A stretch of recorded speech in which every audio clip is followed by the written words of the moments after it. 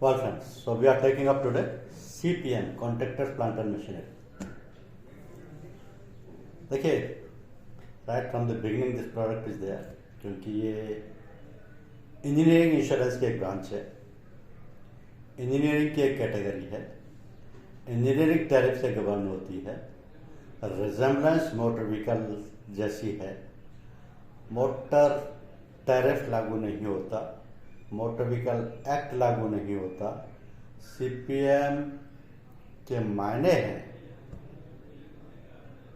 कि वो मशीनरीज, वो प्लांट्स, वो इक्विपमेंट्स जिनको कॉन्ट्रैक्टर्स प्रोजेक्ट साइट पर यूज करते हैं। फिर से समझिए, कोई भी सिविल प्रोजेक्ट हो या कोई इरेक्शन प्रोजेक्ट हो, कॉन्ट्रैक्टर्स जिन प्लांट मशीनरीज और इक्विपमेंट्स को वहां यूज कर रहे होते हैं वो क्योंकि बहुत हैवी कॉस्ट के होते हैं, तो वो सभी इंश्योरेबल है, क्योंकि loss of damage at any stage हो सकता है, तो दे आर ऑल इंश्योरेबल। उनका insurance contractors plant and machinery insurance category में होता है। अब यह मोटर इंश्योरेंस से बिल्कुल डिफरेंट हो जाता है, क्योंकि यहाँ ना तो मोटर टैरिफ लागू होता है, ना इंडिया मोटर व्हीकल एक्ट लागू होता है, ना मोटर की तरीके से क्लासिफिकेशन है, ना मोटर के तरीके से प्रीमियम रेटिंग है, nothing is similar to motor, but there is a great confusion. अब वो कंफ्यूजन आपको समझना है, मैं शेयर कर रहा हूँ आपके साथ प्रेजेंटेशन।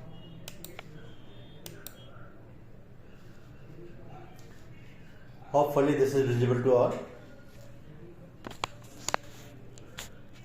Any? Yes. तो सबसे पहले चीज आप ये समझें कि इंडिया मोटर टैरिफ में जितने भी व्हीकल्स के क्लासिफिकेशन हैं,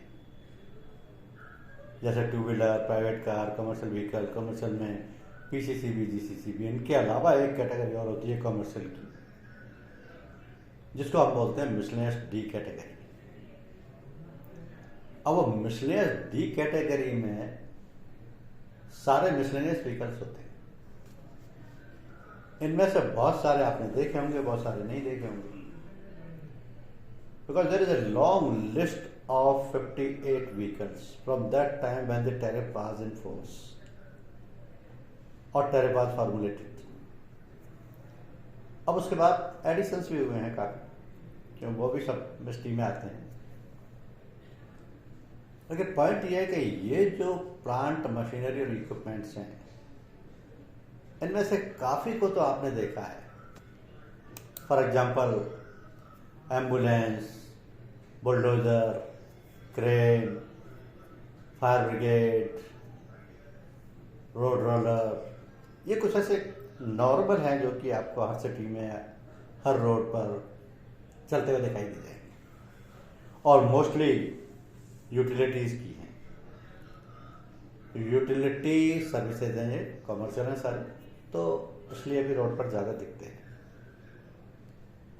लेकिन इन्हीं के कंपैरिजन में कुछ ऐसी मशीनरीज, प्लांट और इक्विपमेंट्स भी हैं जो कि आपको रोड पर नहीं दिखेंगे, क्योंकि उनका रोड से कोई कंसर्न ही नहीं होता, उनका प्रोजेक्ट साइड से ही कंसर्न होता है। फॉर एग्जाम्पल ग्रेटिंग मशीन है, हियर से tippers, scrapers, forklift trucks, rippers, angle dozers, compressors, ये नॉर्मली आपको रोड पर नहीं दिखाई देते, लेकिन दोनों ही इंश्योरेबल है और दोनों ही कमर्शियल कैटेगरी से ताल्लुक रखते हैं, लेकिन दोनों की क्लास अलग अलग हो जाती है। क्लास इसलिए अलग हो जाती है कि जो व्हीकल रोड पर चल रहा है उसको आप व्हीकल का नाम देते हैं क्योंकि वो आरटीओ से रजिस्टर्ड है, और जो रोड पर नहीं चल रहा है, जो केवल पब्लिक प्लेस पर है, वो प्रोजेक्ट साइट पर है, प्रोजेक्ट में ही काम कर रहा है। प्रोजेक्ट की साइट्स अलग अलग हो सकती हैं, लेकिन वो है प्रोजेक्ट साइट पर ही,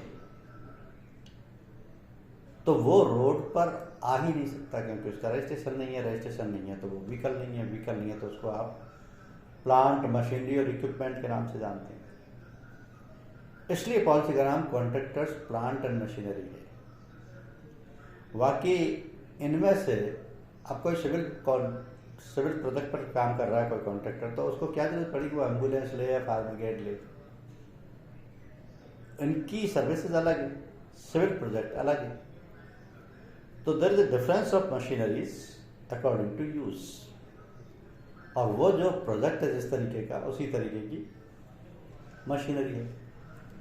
इसलिए कॉन्ट्रैक्टर्स इन प्लांट मशीनरी और इक्विपमेंट्स को प्रोजेक्ट साइट पर स्पेसिफाइड लोकेशंस पर यूज करते हैं, और ये स्पेसिफाइड लोकेशंस इन इंडिया होनी चाहिए केवल। ये रेस्ट्रिक्शन है, और ये बहुत इंपॉर्टेंट रेस्ट्रिक्शन है,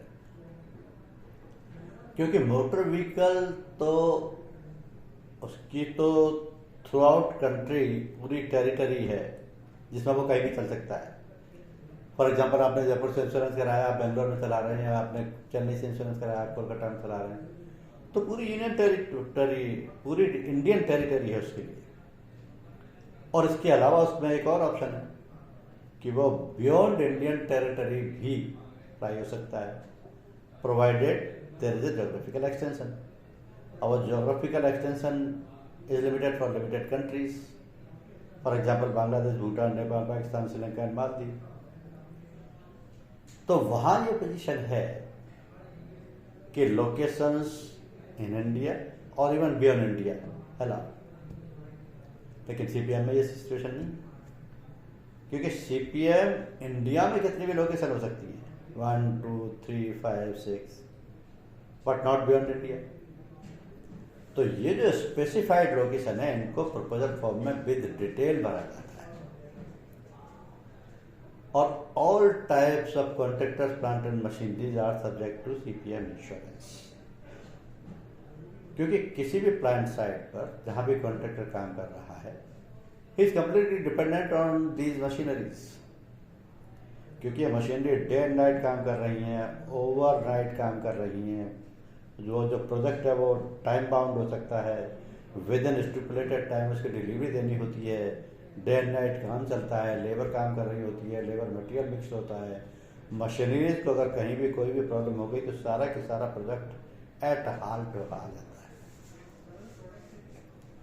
तो ये टेक्निकलिटी है इसमें कि किसी मशीनरी की वजह से प्रोजेक्ट का वर्क नहीं रुकना चाहिए, और मशीनरी की रिस्क को इसलिए भी कवर कराया जाता है कि जिसमें अगर फिजिकल लॉस और डैमेज होगा, जो कि ऑब्वियस है, नेचुरल है, होना ही होना है।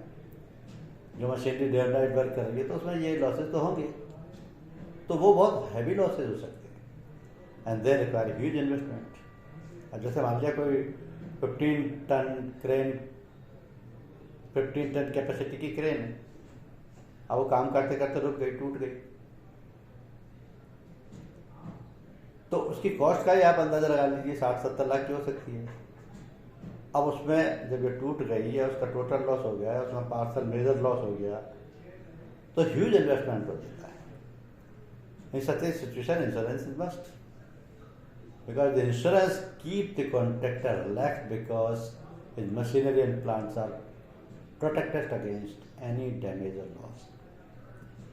जब उससे ये सिक्योरिटी हो जाती है, ये कॉन्फिडेंस हो जाता है कि my plant and machinery insured with an insurance company, तो ऐसी टूट फूट या उसका लॉस या टोटल लॉस, पार्सल लॉस, ये सब उस पॉलिसी में कवर हो जाता है।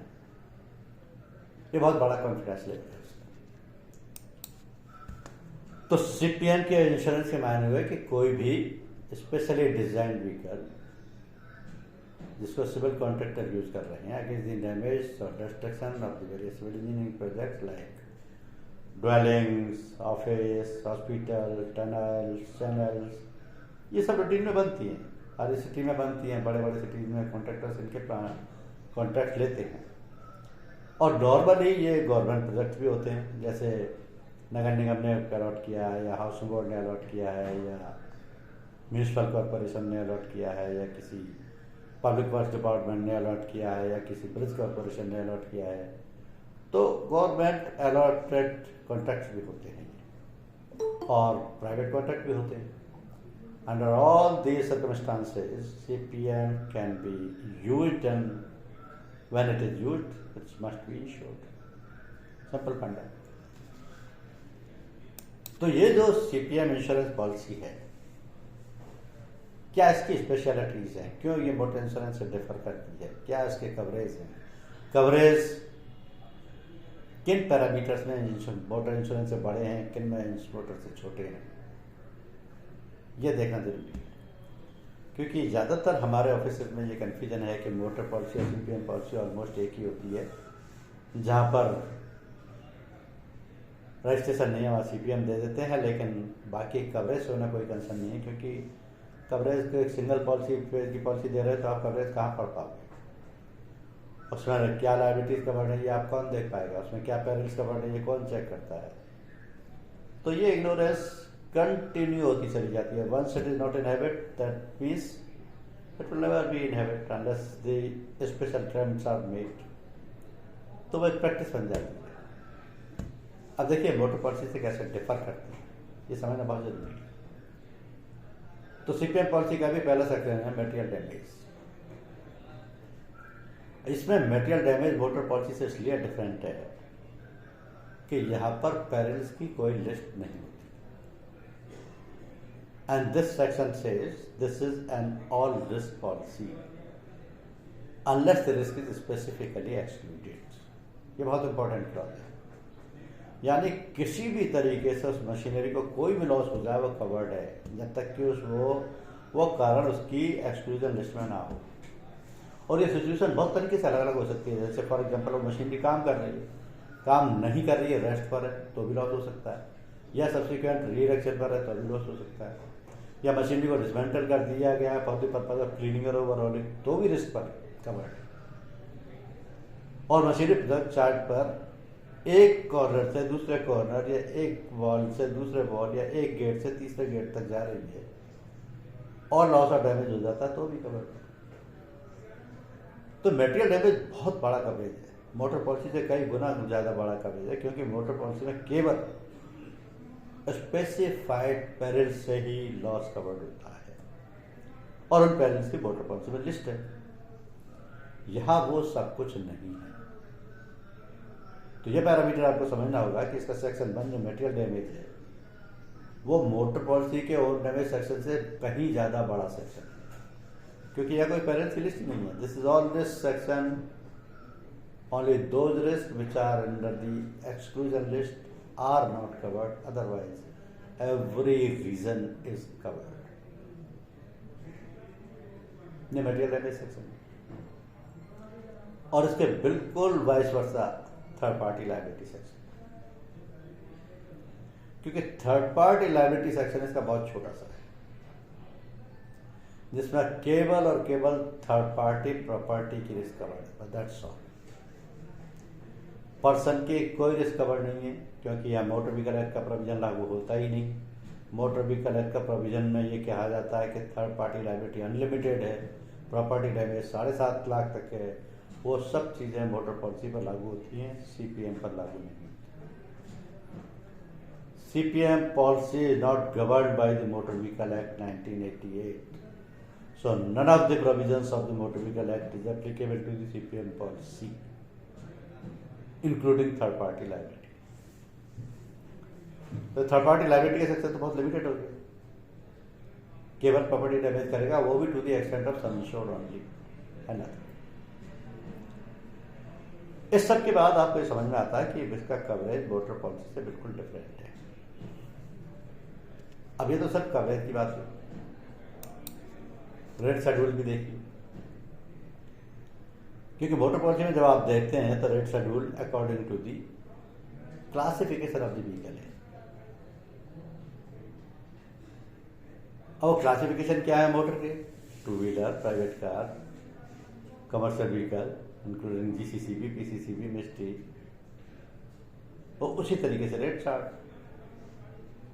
उन रेट चार्ट्स में भी फिर 3 अलग अलग पार्ट है, on damage premium rate, third party premium rate, personal exchange premium rate. ये दोनों ही चीजें यहां एप्लीकेबल नहीं है। सीपीएम में बिल्कुल डिफरेंट तरीके से रेट शेड्यूल है, बिल्कुल डिफरेंट तरीके से क्लासिफिकेशन है, बिल्कुल डिफरेंट तरीके से एड-ऑन्स है। अब क्लासिफिकेशन ऑफ व्हीकल देखिए पहले से, जिससे आपको समझ में आए कि मोटर व्हीकल के जो क्लासिफिकेशन हैं उनमें से एक भी यहाँ एप्लीकेबल नहीं है। यहाँ पर केवल 5 ग्रुप्स हैं, 5 ग्रुप्स ऑफ मशीनरी, जिनमें की group wise premium rate decided है एज पर टैरिफ। अभी अंडरराइटर का प्रिविलेज है कि वो उस टैरिफ रेट पर कितने % आपको डी टैरिफ डिस्काउंट अलाउ करता है, और इस प्रीमियम रेट में केवल अर्थक्वेक प्रीमियम जोड़ा जा सकता है, बाकी और कुछ भी जोड़ने की जरूरत नहीं। और ये premium rate according to group है, कोई भी ग्रुप की प्रीमियम रेट इंटरचेंजेबल नहीं है, किसी भी ग्रुप की मशीनरी इंटरचेंजेबल नहीं है। जिस ग्रुप की मशीनरी है उसी ग्रुप की प्रीमियम रेट है। अभी ग्रुप क्या है? 5 ग्रुप है, और प्रीमियम रेट के लिहाज से ग्रुप 1 का रेट 0.60, ग्रुप 2 का 0.80, ग्रुप 3 का 1.00, ग्रुप 4 का 2.00। ये हाईएस्ट मोस्ट स्केस मशीनरी के लिए। And just opposite to it group 5 का केवल 0.20, जिसमें कि केवल ऐसे इक्विपमेंट आते हैं जो कि सेल्फ प्रोपेल्ड भी नहीं हो सकते, जिनको माउंट करके और कनेक्ट करके चलाना होता है, तो उनकी रेट भी कम होती है, प्रीमियम रेट भी कम होती है, रिस्क भी कम होती है, क्योंकि इंश्योरेंस का बेसिक फंडा है higher is the risk, higher is the premium rate, lower is the risk, lower is the premium rate. तो ये 5 ग्रुप हैं, पांचों का प्रीमियम रेट दिया हुआ है टैरिफ रेट, पांचों में से एक भी इंटरचेंजेबल नहीं है, पांचों के साथ केवल आप अर्थक्वेक एक्स्ट्रा ले सकते हैं, और इनके अलावा किसी तरीके का कोई भी क्लासिफिकेशन ऑफ प्लांट मशीनरी और इक्विपमेंट नहीं है। ये बहुत क्लैरिटी से आपको बताया गया है कि आप मोटर की किसी भी क्लासिफिकेशन ऑफ व्हीकल को यहाँ लागू ना करें, और ये भी समझ लें कि कौन से ग्रुप पे कौन सी मशीनरी है, क्योंकि हर मशीनरी का एक कोड है, और कोड के हिसाब से ग्रुप है, और ग्रुप के हिसाब से रेट है। तो ये जो सीक्वेंस है ये टैरिफ है, और ये जो सीक्वेंस है ये सारी general insurance companies of India के लिए एप्लीकेबल है, क्योंकि tariff is uniform to all the general insurance companies of India. सिर्फ एसजीआई का रेट नहीं है, एसजीआई का डी टैरिफ डिस्काउंट हो सकता है, एसजीआई का एड ऑन कवर हो सकता है, एसजीआई की पॉलिसी पर एसजीआई का नाम मेंशन होगा, बाकी सब कुछ एक सही है। अब देखिए ग्रुप 1 में किस तरीके की और कौन सी मशीनरीज हैं, क्योंकि ग्रुप 1 का रिस्क कोड 101 से स्टार्ट हो जाता है। हर मशीनरी का एक रिस्क कोड है, उसी रिस्क कोड के हिसाब से प्रीमियम रेट है, जिसमें जिस ग्रुप में जो मशीनरीज आएंगी उनमें normal chain block, compressor, air lock, conveyor belt, crane up to 10 ton of capacity, cement silos, forklift trucks, mixing machineries, road rollers, railway trackers, scrapers, vibrators, इस तरीके की मशीनरीज इस ग्रुप 1 में आती हैं, जिनमें बहुत ज़्यादा रिस्क इन्वॉल्व नहीं होती, इसलिए प्रीमियम रेट भी बहुत ज़्यादा नहीं होती, केवल 60 पैसा प्लस अर्थक्वेक रेट इस ग्रुप के लिए एप्लीकेबल होता है। आप ये बिल्कुल नहीं सोच रहे कि इस ग्रुप की किसी भी मशीनरी को दूसरे ग्रुप में इंश्योरेंस कर दिया जाए, नहीं। ग्रुप 2 में क्या है? रिस्क कोड 2 है, 01 से स्टार्ट होगा, प्रीमियम रेट 80 पैसा है, प्लस अर्थक्वेक है। लेकिन जो मशीनरी है दैट रिटर्न टू ग्रुप 1। ये मशीनरीज क्या है इसमें? Aggregate plant, air lock, gas power generating plant, graders, pan scrapers, mobile mixing plant, mechanical sweepers, stone crushers, tractor trailers, इस तरीके की मशीनरी ग्रुप 2 में है। तो क्योंकि ये भी रिस्क कोड से गवर्न है, ये भी इंजीनियरिंग टैरिफ से गवर्न है, ये भी इंजीनियरिंग रेट की टैरिफ रेट है, तो इसलिए इसमें भी चेंज की गुंजाइश नहीं है किसी भी जनरल इंश्योरेंस कंपनी के लिए, एक्सेप्ट डी टैरिफ डिस्काउंट आप अपनी चॉइस से दें। ग्रुप 3, ग्रुप 3 का रिस्पॉन्स 301 से स्टार्ट होता है। Machineries are bulldozer, crane above 10 ton capacity, diving equipments, excavators, loaders, bridge inspection machineries, mobile diving rigs, top lift trucks, breakdown vehicles, hydraulic twin boom, like that. तो machinery का आपको idea हो कि किस group में किस तरीके की मशीनरी है, क्यों है, क्या रेट है, क्या रिस्क है इसकी। इसी तरीके से ग्रुप 4 401 से स्टार्ट होता है कोड। लेकिन इस ग्रुप की मशीन्स मोस्ट रिस्की होती है क्योंकि रेट भी हाईएस्ट 2.00 प्लस अर्थक्वेक, और उसमें मशीन भी जाती हैं जैसे drilling machine for water supply, tunnel boring machine, और उसके बिल्कुल अपोजिट है ग्रुप 5 जिसका केवल 20 पैसे का रेट है। मिसलेनियस मशीन से स्लैब है। तो 5 ग्रुप हो गए, 500 की मशीनरी क्वालिफाइड हो गई, 500 की रेट अलग हो गई। लेकिन क्योंकि अर्थक्वेक एक्स्ट्रा लेना है तो अर्थक्वेक का जो फायर में चार्ट एप्लीकेबल होता है वो यहाँ होता है। उसका कारण यह है कि अर्थक्वेक के पॉइंट ऑफ व्यू से इंडिया को 4 जोन में डिवाइड किया गया है, और ये जोन 1 में वो रीजन है जिनमें कि हाईएस्ट फ्रीक्वेंसी ऑफ अर्थक्वेक है, जिस पर कि 0.10% की रेट से पीएम रेट एप्लीकेबल। ग्रुप 4 में वो रीजन ऑफ कंट्री है जिनमें कि लोएस्ट फ्रीक्वेंसी ऑफ अर्थक्वेक है, जहाँ पर कि 0.01% का ही रेट एप्लीकेबल। तो ये अर्थक्वेक का premium chart is similarly based on the fire insurance.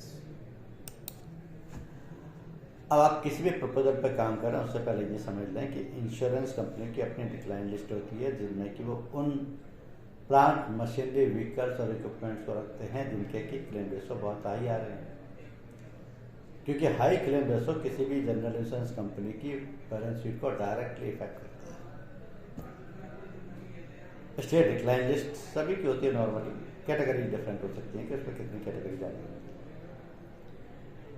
अब इसमें देखें आप कि सबसे पहले रजिस्टर्ड व्हीकल, जो भी व्हीकल आरटीओ से रजिस्टर्ड है उसको आप सीपीएम पॉलिसी नहीं देंगे, लेकिन आप कस्टमर को मना भी नहीं करेंगे कि हम आपका इंश्योरेंस नहीं कर रहे हैं। आप उसको, क्योंकि वो रजिस्टर्ड है आरटीओ से, इसलिए व्हीकल हो गया और आप उसको मोटर व्हीकल की पॉलिसी दे दीजिए, कोई इश्यू नहीं। तो रजिस्टर्ड व्हीकल को आप सीपीएम की पॉलिसी नहीं दें, this is very loud and clear. Other categories में agriculture equipment, tunnel boring machine, all type of underground risk, water board machineries, oil gas drillings और रिग्स, ये जो मशीनरीज हैं इन प्रपोजल्स पर आप काम मत कीजिए, क्योंकि आपकी मेहनत बेकार चली जाएगी।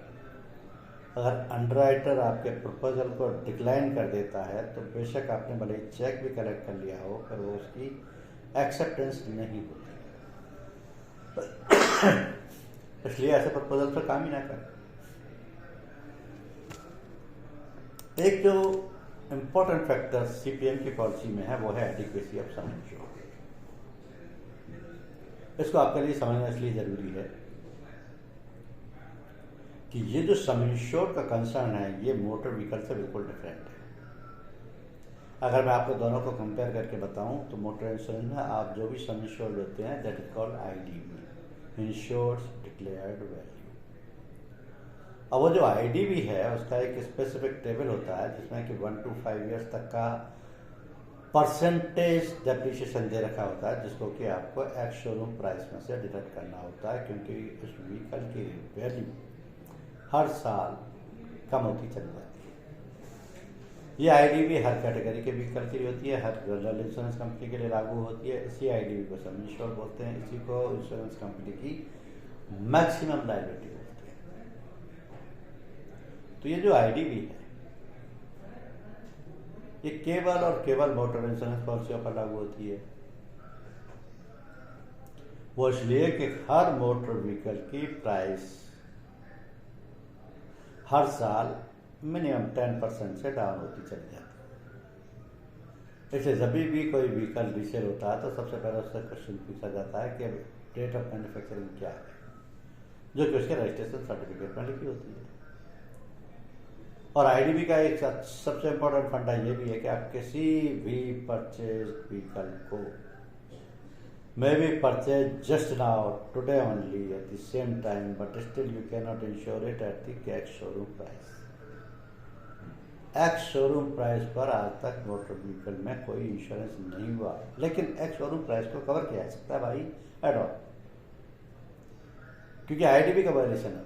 तो आईडीवी डे वन को भी 5% उसकी एक्स शोरूम प्राइस से वैल्यू डिडक्ट कर देती है। लेकिन सीपीएम में ऐसा कुछ भी नहीं, सीपीएम पर आईडीवी लागू ही नहीं होती। सीपीएम और बल्कि उल्टा होता है। सीपीएम में ये माना जाता है कि प्लांट एंड मशीनरी की वैल्यू बढ़ती है, हर साल बढ़ती है, इसलिए आप इसकी परचेज वैल्यू पर इंश्योरेंस ही मत कीजिए। परचेज वैल्यू पर डेप्रिसिएशन लगाने की बात को तो आप भूल जाएंगे। यहाँ कोई आईडीवी टेबल नाम की चीज़ भी नहीं है। यहाँ हर साल वैल्यू डिडक्ट होगी और वैल्यू कम होती चली जाएगी, ऐसा फंडा भी नहीं है। बल्कि इसके विपरीत बिल्कुल फंडा है कि जितने में वो machinery same make, same model, same design की आपने खरीदी थी 3 साल पहले, 4 साल पहले, 5 साल पहले, आज उसकी प्राइस क्या है, प्लस आपको उसमें क्या फ्रेट देना पड़ रहा है, क्या ड्यूज हैं, क्या कस्टम ड्यूटीज हैं, क्या इरेक्शन कॉस्ट आएगी, वो सब भी आप सम इंश्योर्ड में जोड़ लेंगे। क्योंकि आपको सम इंश्योर्ड ओवर इंश्योरेंस कराना है, लेकिन अंडर इंश्योरेंस नहीं कराना है। जहां अंडर इंश्योरेंस कर दिया वहीं इंश्योर का खुद का लॉस हो जाएगा, जिसको कि इंश्योरेंस कंपनी देरी नहीं लगाएगी डिडक्ट करने में।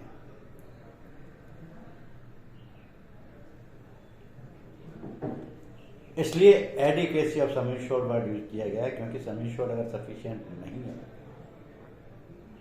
तो इंश्योरेंस कंपनी फुल क्लेम पे नहीं करेगी।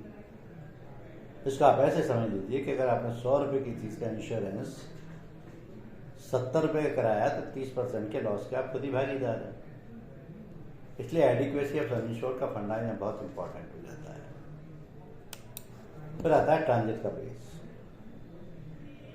सीपीएम पॉलिसी एक मोटर व्हीकल पॉलिसी नहीं है। सीपीएम पॉलिसी में जो प्लांट मशीनरी और इक्विपमेंट इंश्योर हुए हैं उनका पब्लिक प्लेस से कोई लेना देना नहीं। उनका कंसर्न सिर्फ और सिर्फ प्रोजेक्ट साइट या साइट्स से है। इसका मतलब कि risk during shifting of items और conduct of plant and machineries in connection with work at any project site is concern, is covered but not of the public place।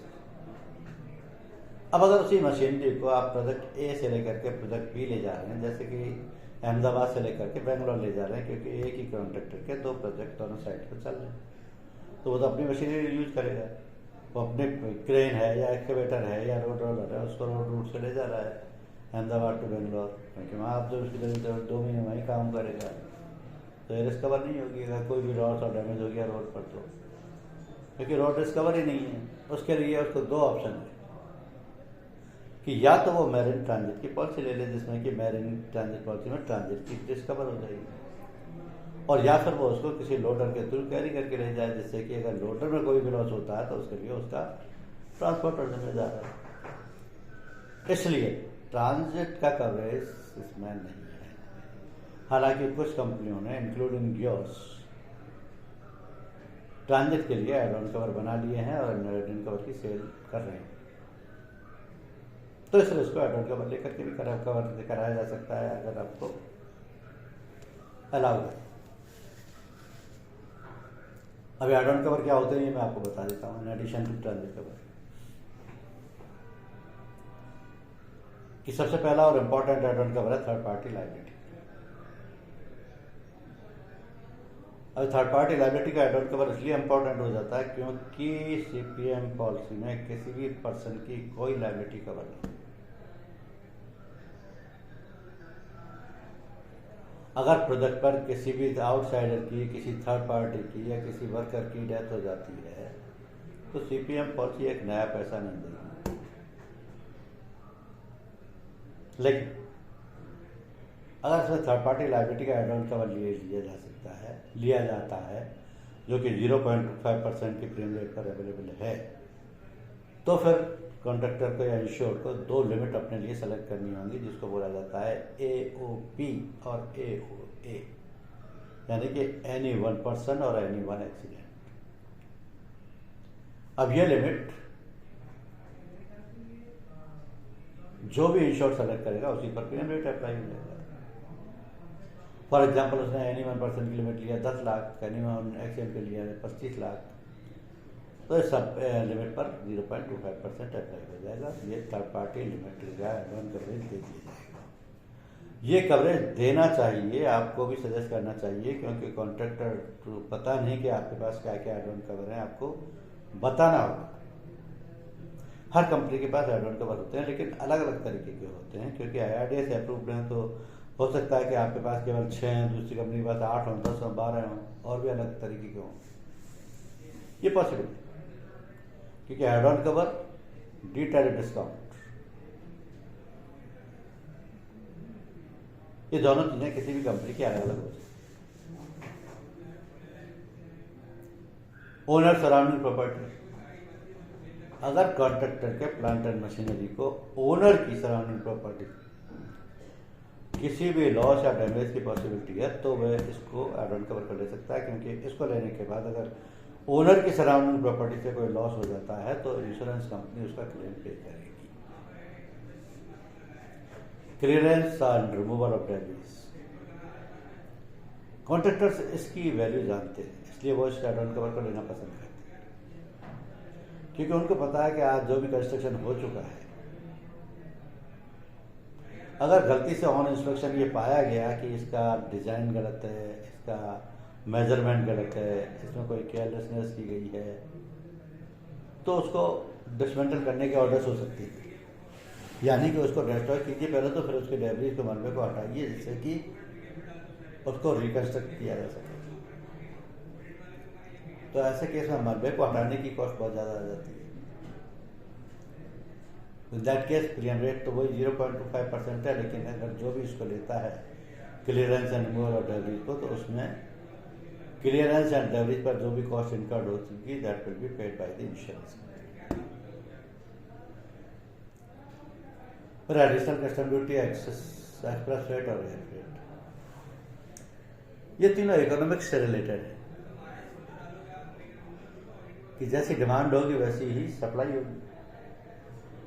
अब क्योंकि ये मिस्टी कैटेगरी के व्हीकल्स जो होते हैं बड़े शॉर्ट सप्लाई होते हैं, इसलिए शॉर्ट मैन्युफैक्चर होती हैं, time at emergency you may not get the new vehicle और new same kind of machinery and even part of that machinery.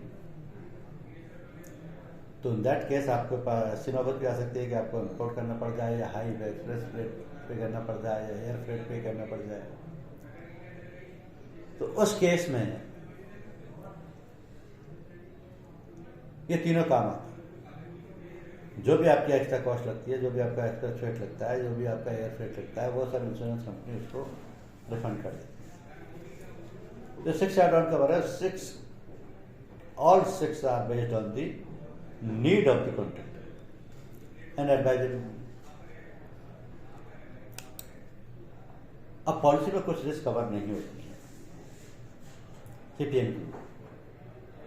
For example, loss caused by electrical and mechanical breakdown, ये electrical and mechanical breakdown accidental नहीं होते, ये होते हैं लापरवाही से, improper maintenance से। क्योंकि इनको जो भी ऑपरेटर है या ड्राइवर है या लेबर है, जो भी मैनेज कर रहा है, उनसे फ्रीक्वेंटली ऐसी गलतियां होती हैं कि वो कूलेंट यूज नहीं कर रहे, फ्लूइड यूज नहीं कर रहे, डिफेक्टिव लुब्रिकेशन यूज कर रहे हैं, ऑयल यूज नहीं कर रहे, और machine day and night work कर रही है, तो मशीन का इंजन सीज भी हो सकता है एट एनी स्टेज। और वो जो सीज हुआ है मशीन का इंजन, इनकी करने से कि कूलेंट नहीं था, या डिफेक्टिव ऑयल था, या लुब्रिकेंट नहीं था, या ऑयल नहीं था, तो ये तो इलेक्ट्रिकल एंड मैकेनिकल ब्रेकडाउन का इंश्योरेंस कंपनी से क्लेम पे करेगी। इसलिए इनको नेग्लिजेंस का एक्सक्लूजन बताते हैं। इसी तरीके से अगर कोई बॉयलर फट गया है तो उसे क्लेम भी सीपीएम पॉलिसी नहीं करके करेगी, क्योंकि बॉयलर का इंश्योरेंस सीपीएम में होता ही नहीं है। उसके लिए एक अलग से separate boiler and pressure plant नाम की पॉलिसी होती है। अब machinery day and night work कर रही है तो उसके लिए कुछ वियर एंड टायर आइटम का भी लॉस हो सकता है। जैसे नाइफ टूट गया, ड्रिल टूट गई, बेल्ट टूट गया, बैटरीज फट गई, खराब हो गई, टायर फट गया, रोप्स टूट गई, चेन टूट गई, ये सब चीज़ें रूटीन में होती हैं, क्योंकि ये वियर एंड टियर आइटम कहलाते हैं। जितनी मशीन चलेगी उतनी ये चीज़ें टूटेंगी, उतने ये लॉस होंगे। तो ये वियर एंड टियर लॉस भी पॉलिसी में कवर नहीं होंगे, प्लस ट्रांजिट रिस्क कवर नहीं होगी। Damage to machine in the course of transit from one location to another location is not covered. अब मशीनरी में कोई मान लिया पार्सल लॉस हो गया, जैसे एक्सकेवेटर की बकेट टूट, तो कैसे क्लेम मिलेगा, कैसे इंश्योरेंस कंपनी इसको पे करेगी? Full cost of replacement plus part plus repair charges भी पे होगी। कॉस्ट ऑफ डिसमेंटलिंग एंड रीइरेक्शन भी पेबल है। डेप्रिसिएशन केवल लिमिटेड लाइफ के पार्ट पर लगेगा, जैसे रबर पार्ट, प्लास्टिक पार्ट, और जो भी ओवरहेड होंगे साल्वेज एंड कंपल्सरी एक्सेस काट करके सेटल होगा। लेकिन इसमें खास चीज ये है देखने वाली कि सम इंश्योर पूरा है कि नहीं, क्योंकि अगर सम इंश्योर पूरा नहीं हुआ तो वो क्लेम अमाउंट उसी प्रोपोर्शन में रिड्यूस हो जाएगा, उतना लॉस इंश्योर को बियर करना पड़ेगा और डिफरेंस अमाउंट इंश्योरेंस कंपनी देगी। ये उस सिचुएशन में आएगा जबकि अंडर इंश्योरेंस फीस बहुत ज़्यादा है, कम भी होगा तो भी कम हो जाएगा। और यही फंडा टोटल लॉस में भी लागू होगा, क्योंकि इंश्योरेंस कंपनी तो आपको new replacement value of the machine देने को तैयार है। इंश्योरेंस कंपनी ने केवल साल्वेज, डेप्रिसिएशन और पॉलिसी लॉस काटनी है, बशर्ते कि आपका सम इंश्योर पूरा हो, क्योंकि इंश्योरेंस कंपनी कभी भी अपना सम इंश्योर से ज़्यादा की लायबिलिटी पे नहीं करती। अब ये जो सम इंश्योर है, अगर ये अंडर इंश्योरेंस हो गया, इसमें फ्रेट और ड्यूज और टैक्सेस नहीं जोड़े हैं और ये मशीन की करंट रिप्लेसमेंट और कॉस्ट से कम लिया गया है, तो क्लेम तो मिलेगा, क्लेम डिनाई नहीं होगा, सेटलमेंट भी होगा, परम सर्विसेज भी मिलेगी, सब कुछ होगा, लेकिन अमाउंट कम हो जाएगा। Amount will be reduced in proportion to the under insurance.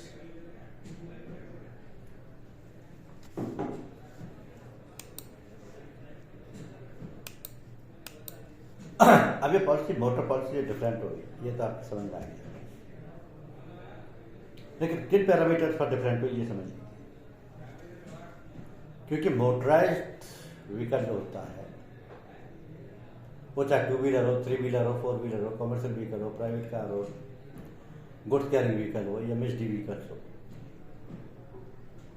इन सबका एक अलग अलग क्लासिफिकेशन है और इनका इंश्योरेंस कैटेगरी वाइज होता है या यू कैन क्लास वाइज होता है। लेकिन सीपीएम में ऐसा कुछ नहीं है। सीपीएम में केवल 5 ग्रुप हैं, group 1, group 2, group 3, group 4, group 5। उसी के हिसाब से प्रीमियम रेट है, उसी के हिसाब से कवरेज, क्योंकि ये व्हीकल पूरी इंडियन टेरिटरी के लिए नहीं होते, केवल प्रोजेक्ट साइट के लिए होते। हाँ, सीपीएम ऑल रिस्क पॉलिसी है और उसमें केवल एक्सक्लूजन को छोड़ करके बाकी सारे रिस्क कवर होते हैं। पैरेलल्स इसमें कहीं नहीं। पैरेलल्स मोटर की पॉलिसी होती है, जैसे फायर, एक्सप्लोजन एंड इग्निशन और लाइटिंग, बर्गलरी।